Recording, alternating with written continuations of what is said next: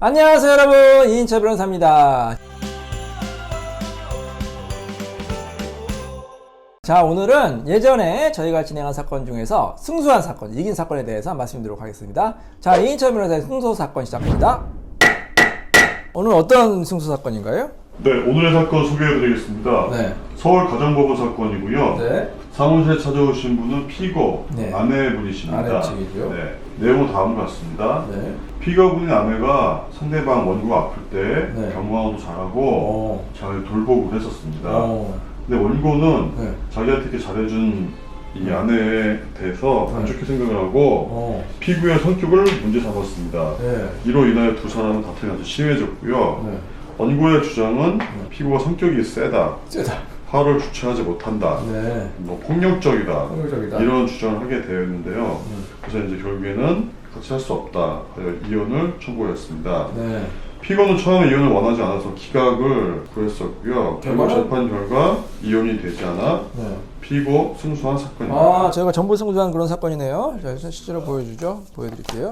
서울 가정법원 사건이고요. 자, 피고 입장이고 소송대리인 법무인 리. 자, 주문을 보면 원고의 청구를 모두 기각한다. 소송 비용은 원고가 부담한다. 제가 여러 번 설명드렸죠. 피고 입장에서는 원고의 청구를 모두 기각하고 소송 비용을 원고가 부담하면 누가 이긴 거예요? 피고가 이긴 거죠. 피고가 또 그것도 전부 승소라고 볼 수가 있습니다. 자, 이 사건은 원고가 많이 좀 아팠던 것 같아요. 우리가 이제 나이가 들고 인간은 이제 많이 아프잖아요. 자, 그러면 일반적인 배우자 같은 경우에는 당연히 간병을 잘 하겠죠. 역시나 이제 우리 아내도 이제 남편을 극진하게 이제 간병을 잘 했습니다. 자, 근데 이게 뭐 수술도 받고 이제 뭐 중환자가 되고 그 입원 기간이 길어지면 좀 어떨까요? 우리 의사님 좀 그런 거 아시죠? 이제 가족 중에 한 명이 투병 생활이 길어져. 그러면 이제 다른 가족들은 어때요? 힘들고 지치죠. 많이 힘들고 지치죠. 예, 긴 병에 효자 없다고. 그래서 이제 갈등이 일어나는 경우도 있죠. 아무리 친한 사이라도. 부모 자식이나 부부 간에도 한쪽에서 일방적으로 참거나 부양하기는 힘들기 때문에 갈등이 일어날 수밖에 없습니다. 그렇죠. 인간이니까 이게 뭐 하루 이틀도 아니고 그게 몇 개월 된다. 심지어는 막 몇 년 동안이나 이제 계속해서 이제 투병 생활한다. 그러면 본인이 물론 가장 힘들겠지만 가족들도 굉장히 힘들 거예요. 그것으로 인해서 환자와 보호자 간에도 갈등이 일어날 수가 있고, 아니면 이 보호자 간에, 가족 간에도 또 갈등이 많겠죠. 어떻게 치료할 것이냐, 치료 방법에 대해서도 갈등이 많고, 또 치료비에 대해서도, 병원비에 대해서도 갈등이 많고, 여러 가지 갈등이 생길 거예요. 부부도 마찬가지인 것 같아요. 부부도 이제 부부 중에 한 명이 아프면 당연히 다른 이제 배우자는 간병을 열심히 해야 되잖아요. 그게 이제 당연한 일반 상식이고 또 법적인 의무거든요. 우리 민법에도 부부는 같이 동거하고 협조하고 부양해야 된다는 그런 규정도 있어요. 근데 이제 우리가 상담하다 보면 그렇지 않은 부부들이 꽤 있죠.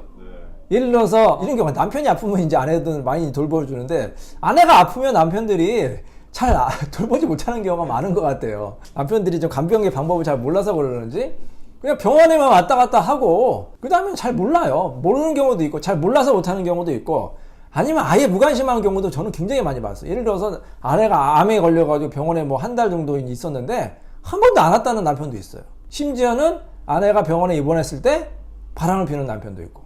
정말로 좀 너무 심한 것 같아요. 아니, 다른 사람이 아픈데 간병을 제대로 해야 되는지 간병도 제대로 안 하고 오히려 타박을 하는 경우도 있어요. 네가 그래서 아팠지.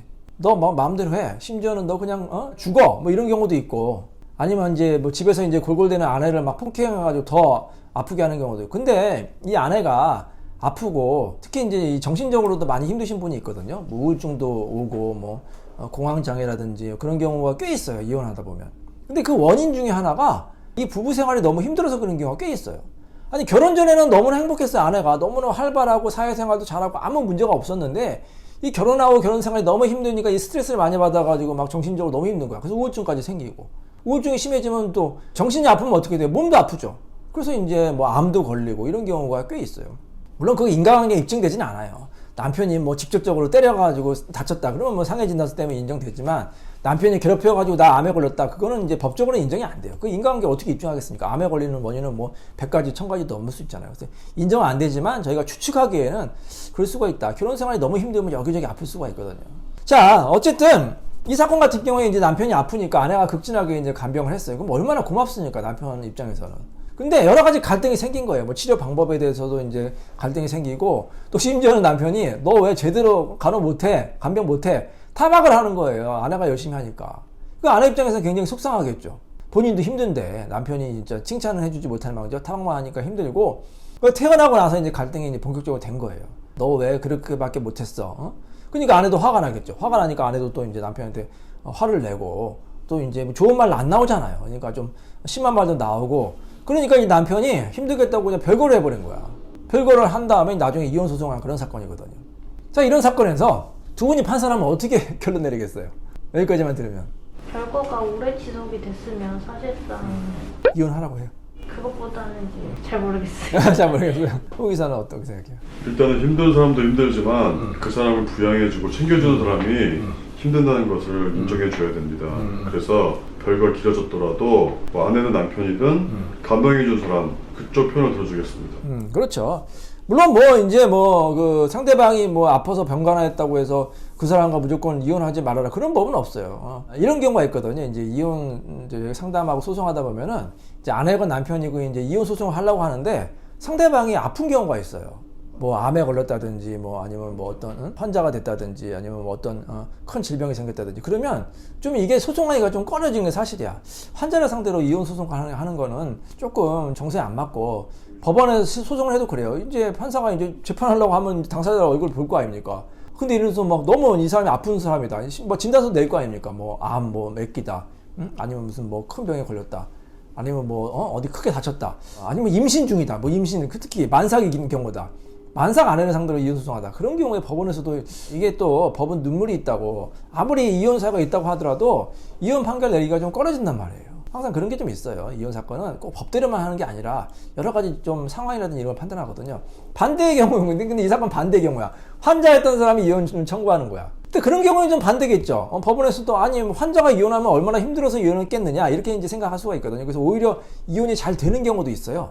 많이 아픈 사람이 오히려 이혼 청구하면은 사람 심리가 얼마나 힘들었으면 저렇게까지 아팠고 또 이혼까지 하겠느냐 이혼을 인정되는 경우가 있는데 이 사건은 좀 다른 경우예요. 아내가 극진하게 간병을 해가지고 퇴원도 하고 건강해졌더니 그리고 나서 이혼 청구한다고 하면 법원에서도 아내가 정말 이렇게 열심히 노력했는데 남편이 좀 너무하는 거 아니냐 이렇게 이제 생각을 하거든요. 그래서 저희가 그런 걸 집중적으로 부각을 시켰어요. 그래서 설령 아내가 좀 화를 내고 남편에게 막말을 했다 하더라도 아내의 잘못이 뭐 한 요 정도라고 하면 아내가 잘한 건 이만큼인 거 아닙니까? 이거 두 거를 비교해서 그동안 남편에게 얼마나 희생봉사하면서 살았는데 이제 와서 이혼 당하면 얼마나 억울하겠습니까? 그거를 잘 이제 저희가 주장하고 입증을 해가지고 남편의 이혼 청구를 기각시킨 승소 사건이라고 저희가 평가할 수가 있습니다.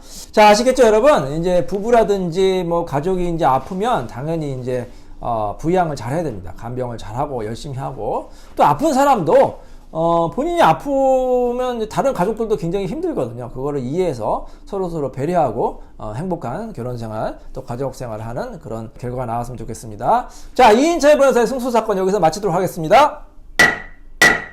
변호사님 잠시만요. 왜요? 네. 이 사건 연결되는 사건이 있습니다. 그런 건가요? 예. 1심 판결에 대해서 네. 상대방이 남편이 항소를 했네요. 항소를 하셨구나. 예. 네. 그 다음 사건이 또 있고요. 네. 서울가정법원. 근데 항소가 왜 고등법원이 아니라 서울가정법원이죠?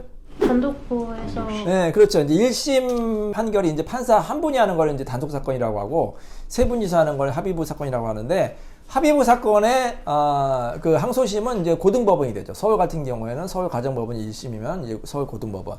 근데 만약에 서울가정법원의 단독 판사님 한 분이 판결 내린 것이다. 그러면 항소심이 이제 고등법원이 아니라 같은 서울가정법원 항소부가 있어요. 굉장히 이제 서울가정법 항소부가 이제 굉장히 이제 정평이 나 있는 곳이거든요. 어떻게 보면은 뭐 최고의 권위자라고 볼 수가 있는 거죠. 서울가정법원이 어떻게 보면 이혼 가사 사건에서 전문성 있는 그런 법원 아닙니까? 거기에 이제 항소심이라고 하면은 굉장히 거기에 대해서 이제 뭐 실력이라든지 경험, 뭐 이게 이제 최고의 어떻게 보면은 기관이다 이렇게 보시면 되겠습니다. 자, 그런 곳에 이제 항소를 했는데 저희가 항소심에서도 이제 기각을 시켰어요. 상대방이 항소를 기각시키니까 어떻게 보면은 최종적으로 저희가 이제 전부 승소했다 이렇게 볼 수가 있는 사건입니다.